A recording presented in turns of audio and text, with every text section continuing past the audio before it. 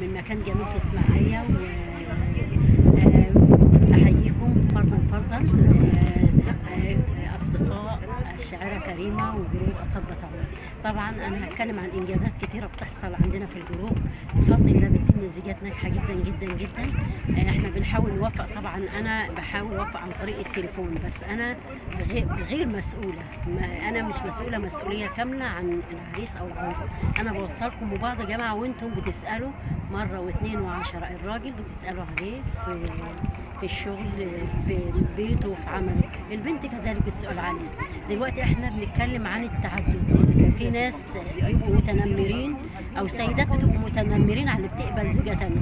في عندنا طبعا ابغض الحلال عند الله الطلاق، بس طبعا في ناس برضه عايزه تتزوج، اللي عايزه تتزوج بقى تبقى تعدد، تبقى تقبل لها زوجه ثانيه، بتبقى لظروف خاصه. بس هنا الموجودين معانا في الجروب عايزين يتزوجوا زوجه ثانيه بحيث انهم يحافظوا على بيتهم.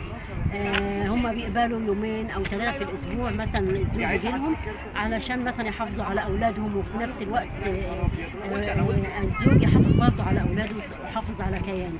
هي ما تفرطش في اولادها، لان معظم الناس ما بتقبلش انها تاخد واحده بعيلين او ثلاثه، فهي بتقبل الوضع ده بحيث ان في نفس الوقت تحمي نفسها، وبحيث انها يكون عندها زوج وعندها اسره.